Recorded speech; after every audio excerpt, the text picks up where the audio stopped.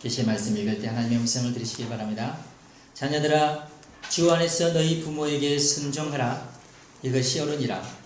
내 아버지와 어머니를 공경하라. 이것은 약속이 있는 첫 계명이니 이로써 내가 잘되고 땅에서 장수하리라. 또 아비들아, 너희 자녀를 노엽게 하지 말고 오직 주의 교훈과 훈계로 양육하라. 아멘. 오늘 특별히 4절의 말씀을 보면 아비들아, 너희 자녀를 노엽게 하지 말고 오직 주의 교훈과 훈계로 양육하라 하는 말씀이 있습니다. 그래서 오늘 말씀의 제목을 주의 교훈으로 자녀를 양육하라 이렇게 정했습니다. 여러분 축복합니다. 여러분의 가정을 축복합니다. 여러분의 가정에 자녀들이 있으면 그 자녀들을 더 축복하고, 어린이가 있으면 어린이를 더 축복합니다. 어린이가 없는데요 그러시는 분은 빨리 하나 낳든지 아니면 주변에 있는 어린이들을 축복하고 그렇게 하시기 바랍니다. 교육에 대한 얘기 또는 양육에 대한 얘기를 오늘 하겠습니다. 오늘 제가 사용하는 단어 중에서 중요한 단어가 양육이라는 단어고, 그리고 양육과는 비슷한 단어지만 또 다른 단어가 있는데 이 교육이라는 단어입니다. 그래서 이 교육과 양육을 제가 구별해서 설교를 할 겁니다. 교육은 우리가 흔히 알고 있는 교육입니다. 학교 교육, 초등학교 또는 유치원에서부터 시작해서 대학생 활에 이르기까지의 교육. 양육은 좀 다릅니다. 양육은 그 의미가 젖을 먹여 키운다는 그런 의미가 있어요.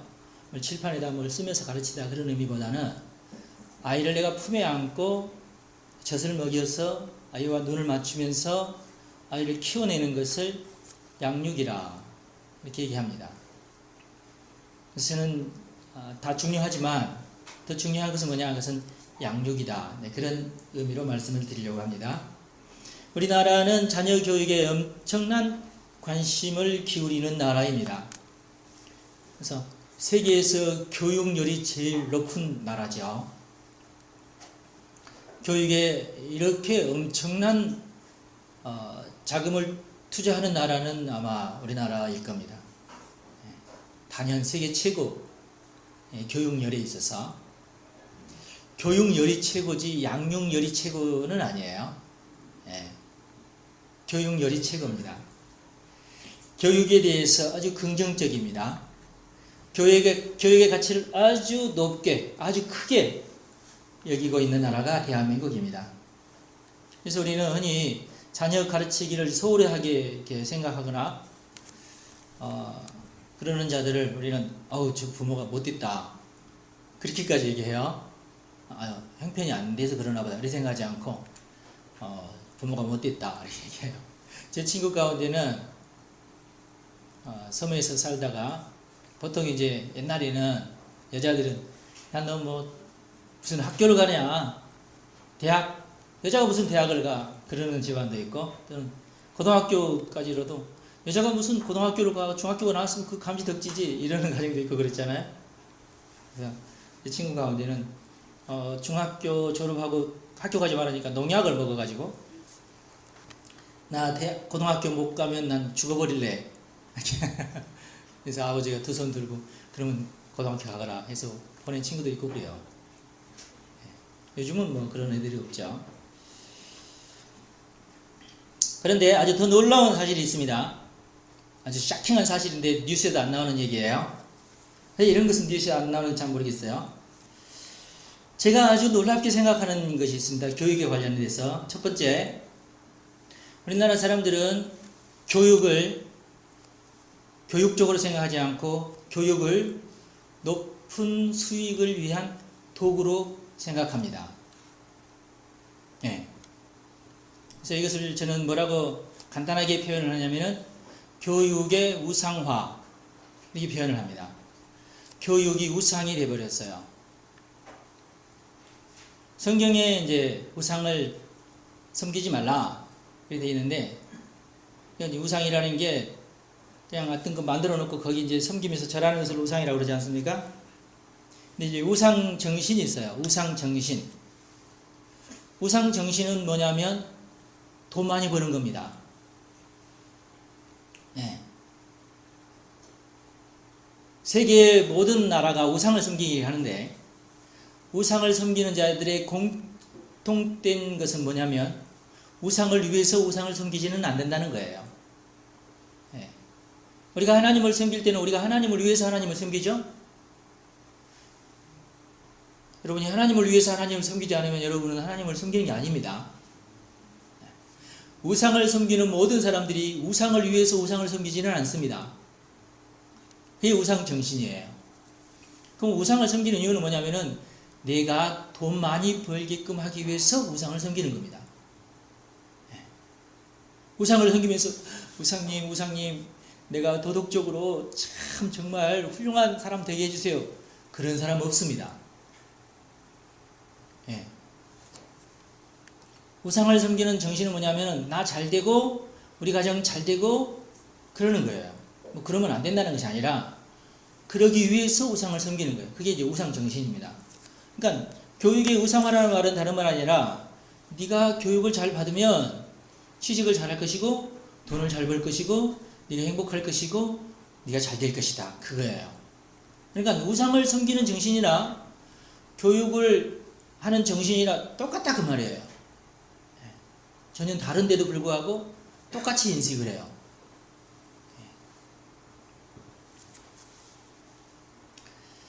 이게 아주 놀라운 거예요. 우리나라에 있는 아주 놀라운 현상입니다.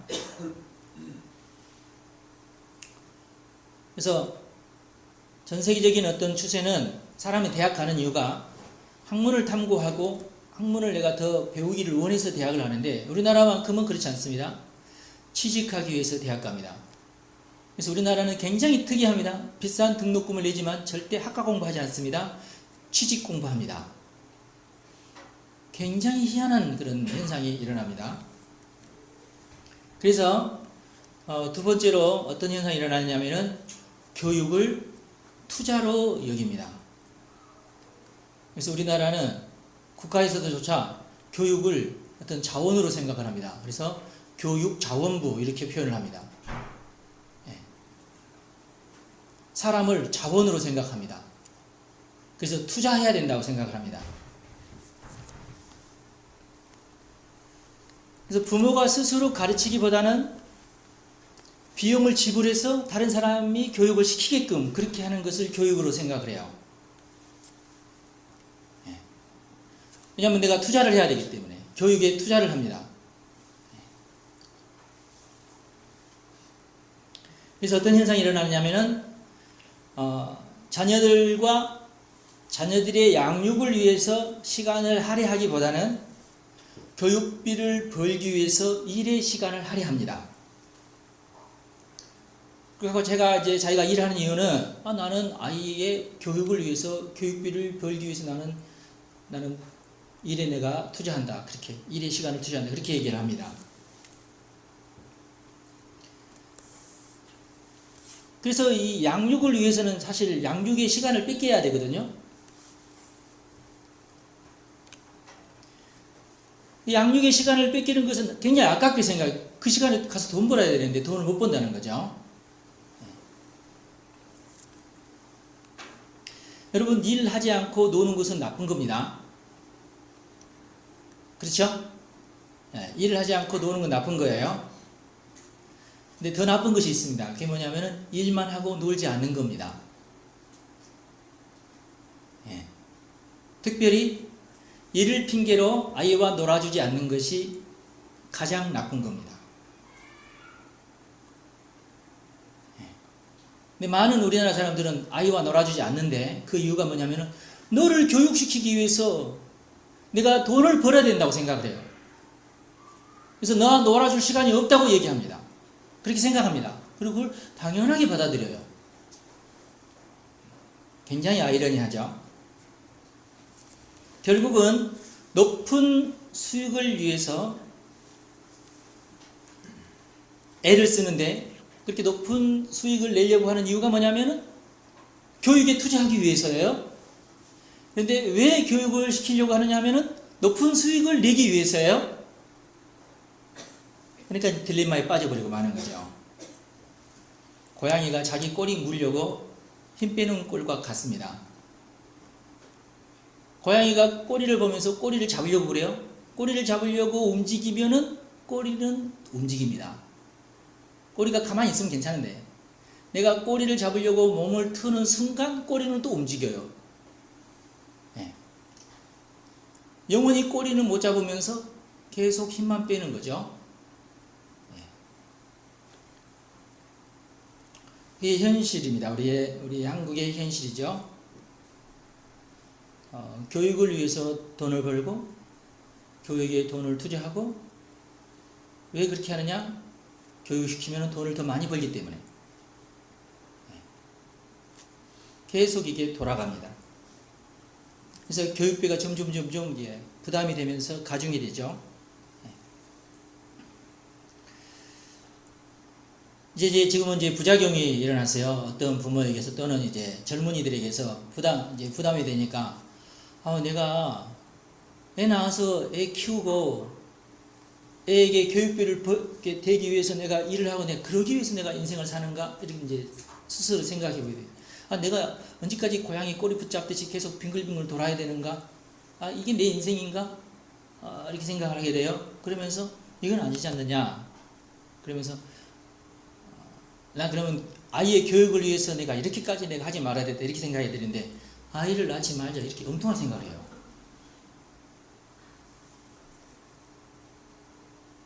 이 진짜 놀라운 결론입니다. 아이를 낳긴 낳으세요. 근데 너무 교육비에 투자하지 마시라고요.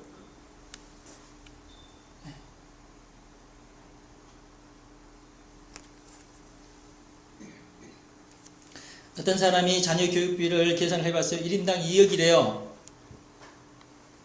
장난이 아니죠. 왜 이런 아이러니가 발생하는가? 성경에서 그 답을 찾아보겠습니다. 성경에서는 구약 성경이나 신약 성경을 우리가 쭉 살펴보면 교육에 관한 얘기, 양육에 관한 얘기가 나오는데 핵심적인 내용은 딱 한 가지 뭐냐면은 부모가 그 아이를 양육한다는 거예요.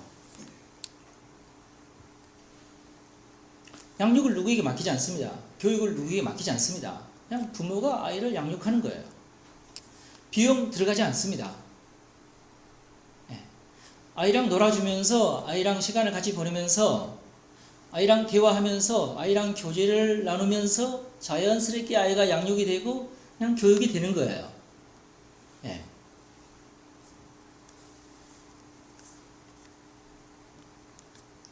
부모가 자녀를 가르치고 자녀는 부모에게서 배웁니다. 그러니까 성경에서의 교육의 주체는 부모와 자녀예요. 지금 우리나라는 그렇지가 않죠.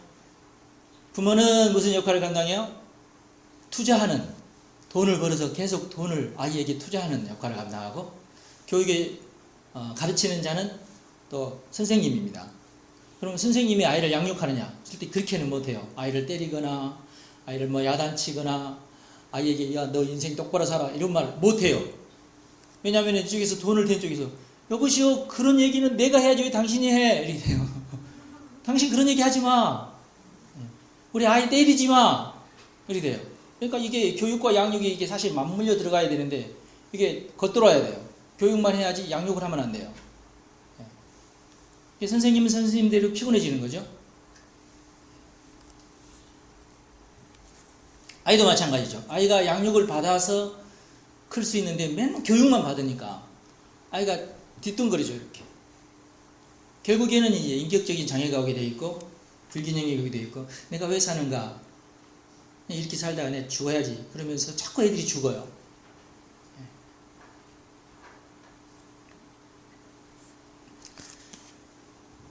원리는 간단합니다. 부모가 그 아이를 가르쳐야 됩니다.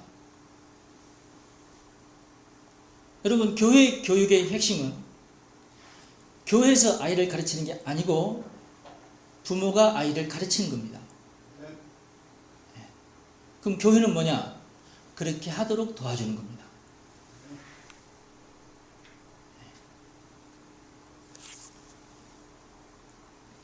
그런데 우리나라에서 특별히 부모의 기술이나 부모의 어떤 직업을 자녀에게 이렇게 물려주는 것을 부정적으로 여기는 경향이 있어요. 특별히 부모의 직업이 사자 돌림이 아닌 직업군이면 대부분 그런 현상이 일어납니다. 우리나라에만 있는 특이한 현상이에요. 유교적인 잔재기도 하고 그러는데, 그리고 자녀들에게 비친 부모상이 왜곡되어 있어요. 부모님은 자녀를 양육하는 자로 그렇게 인식을 서로 해야 되는데, 부모도 내 사랑하는 아이들 내가 양육의 책임이 내게 있구나, 우리 아버지 우리 어머니 나를 사랑하고 나를 위해서 정말 희생하는구나, 너무 좋으신 분이야, 이렇게 인식이 돼야 되는데 그렇지가 않아요. 우리나라는 부모와 자녀 간의 관계가 조금 이상합니다. 양육자로 이렇게 인식을 하는 게 아니고, 첫째는 야단치는 자, 그 다음에 감시하는 사람, 그 다음에 뭔가를 강요하는 사람, 그리고 억지를 부리는 사람, 그리고 고집이 아주 센 사람, 그리고 별로 중요하지 않는 것을 가르치려고 하는 자, 이렇게 인식이 되어 있어요.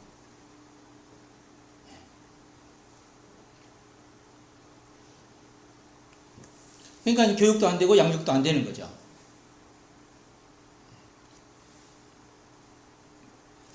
교육에 관심도 높고 희생정신도 대단히 높고 실제로 엄청난 자금을 지금 투자하고 있고, 그런데도 불구하고 교육적인 효과는 낮고, 그리고 매우 교육적이지 않는 교육을 하는 것이 우리나라의 현실입니다. 너무나 안타깝죠. 자, 이제 문제가 무엇이고 해결책이 무엇인지 생각을 해보도록 하겠습니다. 제가 한 4가지 정도 말씀을 드리겠어요. 첫째 문제, 아까도 제가 말씀을 드렸지만 부모가 직접 가르치지 않아서 문제가 됩니다. 직접 가르쳐야 됩니다.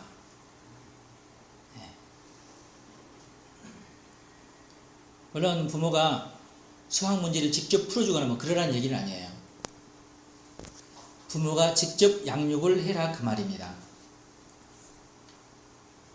그러면 부모가 직접 가르치고 직접 양육하기 위해서는 그 해결책이 무엇이냐?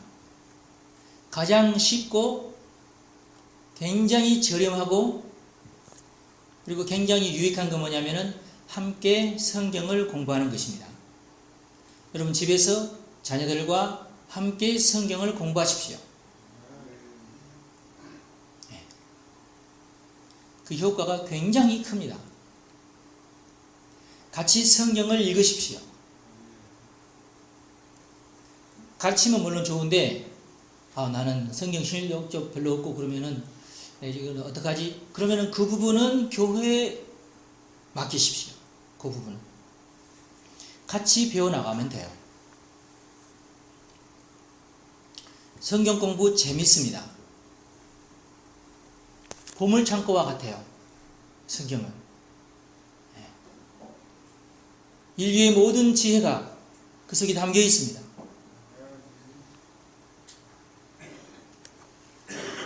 물론 좀 딱딱하긴 해요. 그러나 부모와 함께 앉아서 읽으면 딱딱하지 않습니다. 여러분 찐빵이 좀 싱겁지만 그 속에 팥이 들어가 있어가지고 맛있잖아요. 성경을 혼자 읽고 혼자 공부하면은 재미가 별로 없고 그렇지만 부모님과 같이 읽고 같이 공부하면 재밌습니다. 참 놀라워요. 시간 가는 줄 모르고 공부할 수 있어요. 그리고 그 유익이 굉장히 중요합니다. 그 다음에 두 번째 문제는 양육보다는 교육을 더 소중히 여긴다는 것이 문제입니다. 그래서 이 두 개의 그 차이를 이해하는 것이 아주 중요합니다. 그래서 제가 제일 처음에 이 두 개의 차이를 말씀을 드린 거예요. 둘 다 소중합니다. 양육도 소중하고 교육도 소중합니다. 양육만 하면은 아이가 정말로 사회에 잘 적응하면서 훌륭한 아이가 되지 못합니다. 교육만 해도 마찬가지인데, 그런데 굳이 둘 중에서 더 중요한 것이 뭐냐, 그렇게 우리가 따진다면은 양육이 더 필수적이고 더 기초가 되는 거죠. 그래서 양육이 아주 중요합니다. 양육의 기초 위에 교육이 세워진다고 볼 수 있습니다. 그럼 양육은 한마디로 얘기하면 영적인 가치들을 가르치는 거예요. 가치하고 가르침하고 좀 우리나라 말에는 조금 헷갈릴 수 있는데, 가치, 밸류, 가르침, 티칭 다르죠? 이 양육은 가치를, 영적인 가치들을 가르치는 거예요. 그러면은 이 영적인 가치들은 뭘까요? 다 알고 계시니까 제가 몇 가지만 말씀을 드립니다. 첫 번째, 사랑입니다. 사랑을 가르치는 거죠. 사랑하는 것을 가르치고 사랑받는 것을 가르치는 거죠. 그리고 사랑받을 줄 알아야 되고 사랑할 줄 알게끔, 이렇게 쉬운 것 같아도 어려워요. 이거 안 가르치면 애들이 연애를 못합니다. 나중에 커서. 굉장히 소중한 가치죠. 그 다음에 두 번째로는 배려입니다. 배려. 사랑과 비슷하지만 좀 다른 거죠. 상대방을 이해할 수 있는 능력을 배려라 그러는데, 배려를 가르치는 것은 사랑보다 더 어렵습니다.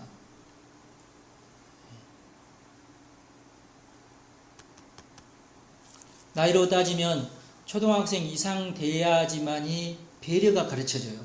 유치원생들까지는 아직 배려를 가르치기가 힘들어요. 다른 사람을 이해할 수 있는 능력을 말하니까요. 다른 사람을 이해할 수 없으면 그 사람의 인생은 바로 꼬이기 시작합니다. 바로 학교에 들어가면서부터 왕따 당하기 시작해요. 왕따 시키는 것도 죄인데 왕따 당하는 것도 그건 배려가 없어서 그래요. 그래서 왕따 당하는 자가 나중에 왕따 시킨다고 그러잖아요. 부모가 배려를 가르치지 않으면 아이가 학교 가서 왕따 당합니다. 그 다음에 반성을 가르쳐야 됩니다. 그 쉬운 거 난 그 다 알고 있는데, 제가 목회해본 결과 교인 가운데 절반 이상은 반성 못합니다. 안 가르쳐서 반성 못합니다. 그리고 삐딱하게 합니다. 반성하는 게 아니라 자기 연민에 빠져요. 반성하는 게 아니라 포기해요. 반성하는 게 아니라 낙심하고 체념합니다. 그런 건 잘해요. 체념하고 낙심하고 다른 사람 원망하고 이런 건 잘해요. 반성 잘 못해요, 여러분. 왜 그렇습니까? 안 가르쳐서 그렇습니다. 이건 양육이에요. 제대로 반성하는 것이 얼마나 어려운지 여러분 아세요? 제대로 가르쳐야 됩니다. 대충 가르치니까 애가 오늘은 아싸, 오늘은 아버지가 나 용서해주고 넘어가네. 이래도 되고 저래도 되는가 보다. 그 아이 절대 반성 못합니다. 죽을 때까지.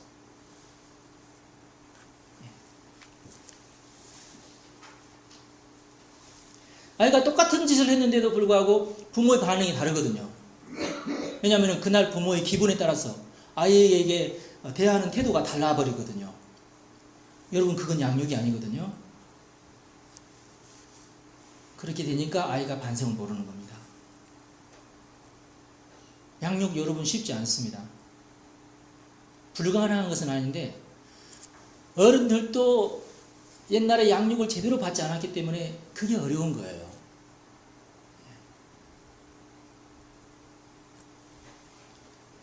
그 다음에 진리가 참 소중한데, 진리를 가르치는 것이 참 어렵습니다.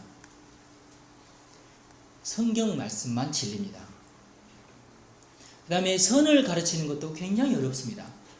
근데 이것도 양육입니다. 그 다음에 순종도 양육으로 가르쳐지는 겁니다. 이건 교육으로 순종이 가르쳐지는 게 아니고 양육으로만 순종이 가르쳐집니다. 질서를 지키는 것도 양육입니다. 예절을 지키는 것도 양육입니다. 어떻게 말을 사용하는 것도 양육이고요. 자신감도 양육에서 비롯됩니다. 그 아이의 성품도 양육에서 길러집니다. 굉장히 많은 과목이 양육 과목에 들어있어요. 그래서 이 양육을 더 소중히 여길 때 비로소 교육이 시작됩니다. 진정한 교육이. 그 다음에 세 번째 문제가 있어요. 세 번째 문제는 아이의 개성이나 창의성을 끌어내지 못하고 세상이 요구할 것이라고 생각하는 교육에 집중합니다. 그래서 교육을 우선적으로 생각하고 아이의 개성이나 아이의 재능이나 아이의 창의성 이런 것은 부모가 좀 눌러놓습니다. 묵살시키거나 노래하지 못하게 합니다. 춤추지 못하게 하고.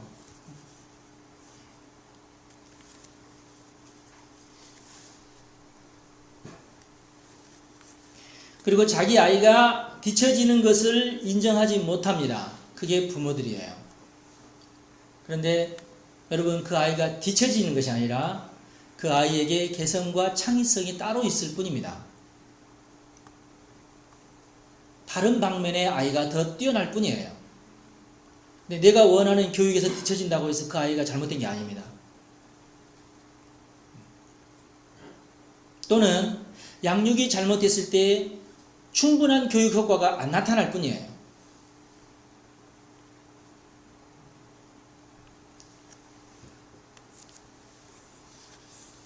그 아이가 왜 태어났는지 하나님에게 여쭈어보시면 답이 나옵니다. 하나님이 답입니다. 하나님의 입장에서 아이의 비전을 설계하시면 됩니다. 그러면 아이는 잘 자랄 것입니다. 그 다음에 네 번째로 현실적인 문제인데요. 네 번째 문제, 아이가 PC에 빠져 있다는 겁니다. PC, 인터넷, 이런 어떤 전자기기에 아이가 빠져 있어요.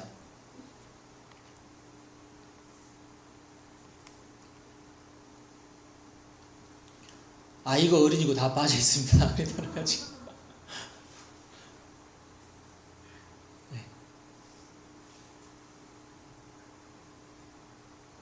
근데 분명한 사실은 아이는 게임기보다 부모님을 더 원한다는 것을 우리가 믿어야 됩니다. 아이는 게임기보다 부모님과 놀기를 더 원해요.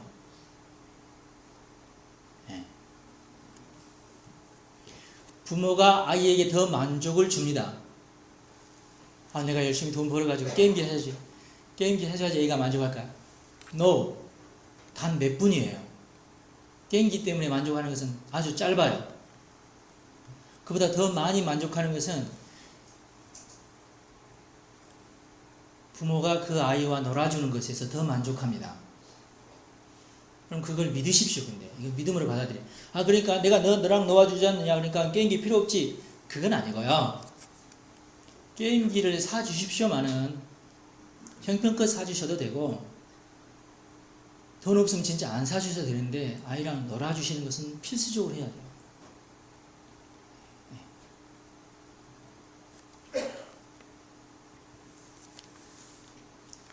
그러면 왜 우리 아이는 부모보다도 게임기를 더 좋아하는 것처럼 보일까요?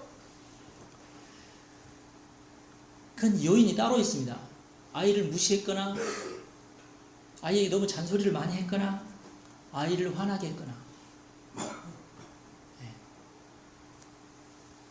그래서 여러분 잔소리 하지 마세요. PC게임 하지 마세요. 저는 그렇게 말을 하지 않아요. 잔소리 안 하는 것보다 잔소리 하는 게 더 낫습니다. 물론 그렇습니다. 그러나 잔소리만 하니까 문제가 되는 거죠. 항상 함께 공감하는 것이 중요합니다. 아이가 게임에 빠져있으면 같이 빠져 주십시오. 그래서 그 게임에서 아이를 끌어내 주시기 바랍니다. 아이와 공감을 하면서 이 문제를 해결할 수가 있습니다. 말씀을 마치겠습니다. 가장 중요한 것이 무엇인지 오늘 본 말씀 보니까 4절 말씀을 다시 한번 읽겠습니다. 또 아비들아 너희 자녀를 어렵게 하지 말고 오직 주의 교훈과 훈계로 양육하라 그랬습니다. 특별히 여러분 자녀를 노엽게 하지 말라는 말씀에 유념하시기 바랍니다. 노엽게 한다는 말이 뭘까요?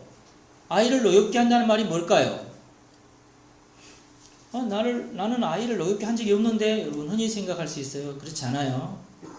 아이를 노엽게 하면 그 아이의 영혼에 상처가 됩니다.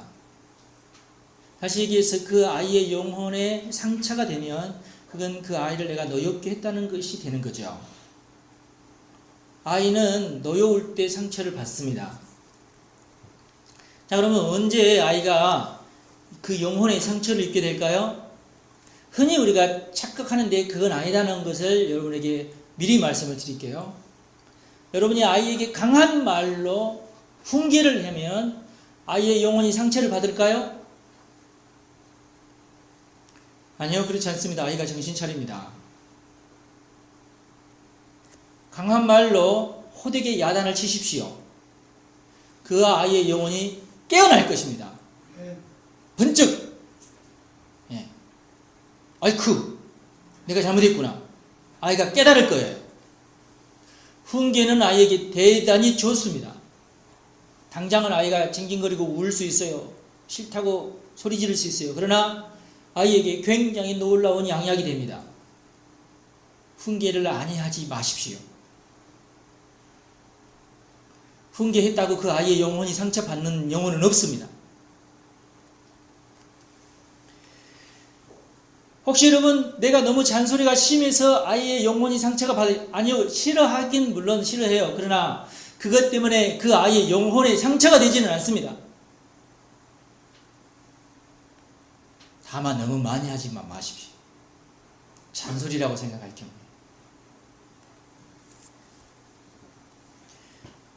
회초리가 아이의 영혼에 상처가 된다고 생각하지 마십시오. 양육이 아닌 교육 현장에서 회초리가 상처가 혹시 될 수는 있어요. 그러나 양육을 할 때의 회초리는 그것은 절대 그 아이의 영혼에 상처가 되지 않습니다.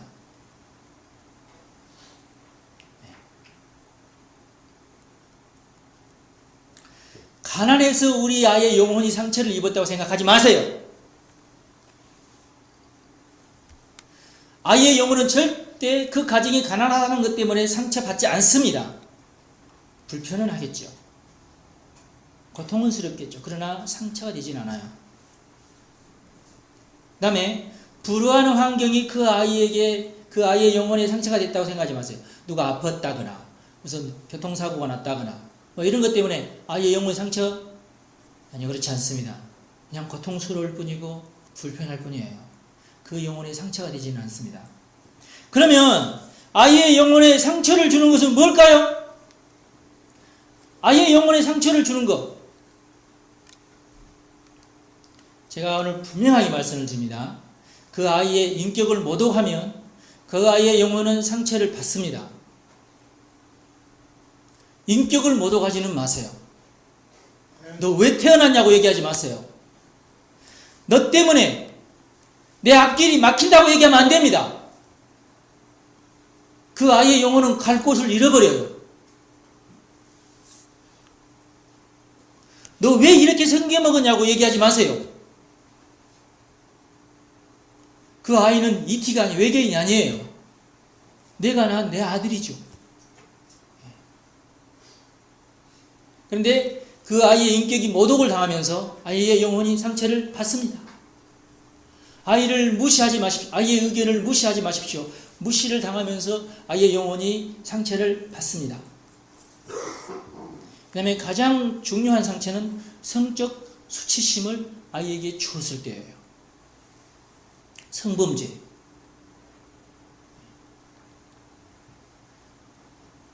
각 가정은 성적으로 거룩해야 됩니다. 아이에게 성적인 수치심을 주었을 때에 그 아이는 영혼의 상처를 받습니다. 성적 수치심과 더불어 여러 가지 수치심을 아이에게 줬을 경우, 아이가 부끄럽게 만들었을 경우 그 아이는 영혼의 상처를 받습니다. 그 다음에 아이에게 거짓말을 했을 때 그 아이는 상처를 받습니다. 그 아이에게 어떤 것을 약속을 했는데 그 약속을 지키지 않았을 때에 그 아이는 상처를 받습니다. 약속을 지키지 못했을 경우에는 미안하다고 해야 됩니다. 내가 약속을 지키고 싶었는데 내가 약속을 지키지 못하겠다고 얘기를 하면 돼요. 근데 그런 얘기도 않고 변명을 하면서 또는 네가 공부를 잘해야 되는데 네가 못했고 네가 말을 잘 들어야 되는데 네가 말을 안 들었기 때문에 나는 너에게 약속을 지키지 않는다는 이건 변명이에요. 그냥 이건 히틀러 같은 사람입니다. 그러면 아이의 영혼은 갈 곳을 잃어요. 그럼 그 아이의 영혼은 크게 상처를 받습니다. 미안하다고 말해줘야 돼요. 그러면 그 상처 받지 않습니다. 미안하다고 말하지 않는 것, 그 영혼에 상처를 주는 행위가 됩니다. 사랑한다고 말하지 않는 것, 목사님 저 마음으로 사랑하고, 아니요, 마음으로 사랑하는 건 아무 의미 없어요. 말로 안아주면서 사랑한다고 말해주지 않는 것은 그 아이의 영혼에 상처를 주는 겁니다.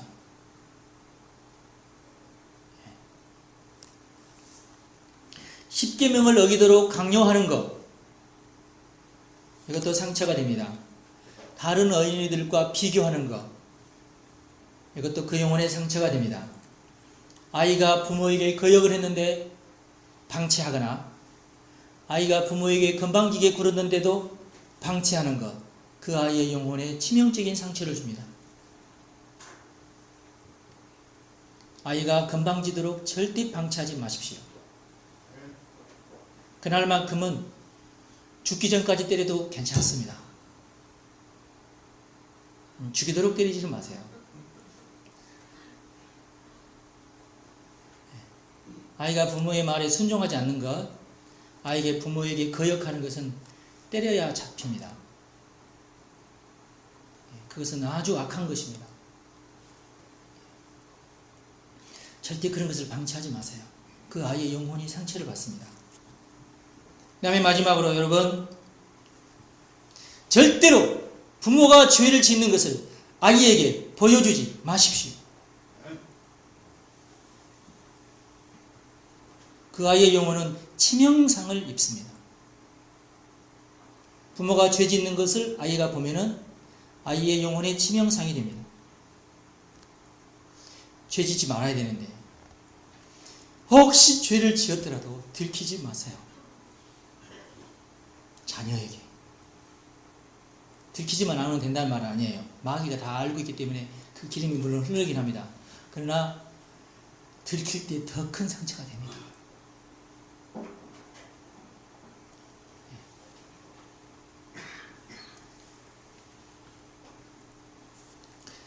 아이를 어이없게 하는 것이 생각이 여러 많죠.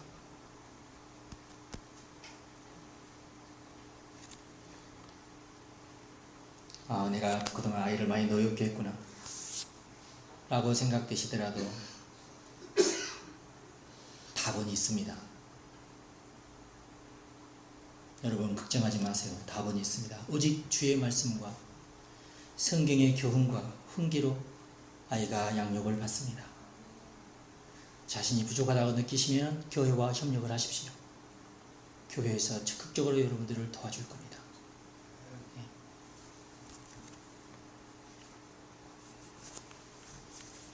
아이에게 양질의 과외를 시키지 않는 것 때문에 아이가 크게 상처받거나 그러지 않습니다. 그것 때문에 아이의 재능이 충분히 발휘되지 않으면 어쩔까 그런 염려하지 마십시오. 우리나라가요 유사 이래로 이래본 적이 없어요. 오늘날의 상황이 참 좋은 상황입니다. 아이들을 교육하기 너무나 좋은 상황입니다. 여러분들이 충분하고 적절하게 여러분의 형편껏 아이를 잘 교육하시기 바랍니다. 그러나 교육만으로 말만 안 됩니다. 최선을 다해서 아이를 양육하십시오. 아이를 양육하는 것은 내가 돈이 있는 것과 없는 것과 아무런 관계가 없습니다. 공평하시고 자비로우신 우리 하나님께서 아이를 잘 키워주실 것입니다. 아이의 교육을 하나님께 의뢰하시기 바랍니다. 그는 더 큰 지혜를 얻을 것이고 평안을 얻을 것이고 학과 공부를 잘하게 될 것이고 힘과 용기를 낼 것이고 그리고 자신의 재능에 대해서 자신감을 잃지 않고 밝은 미래를 향해서 힘차게 자라날 것입니다. 여러분 축복합니다. 우리 찬양 예배 시간에는 내가 양육하기로 결단하면 하나님께서 기적으로 여러분들을 도우신다는 그런 말씀을 제가 할 계획입니다.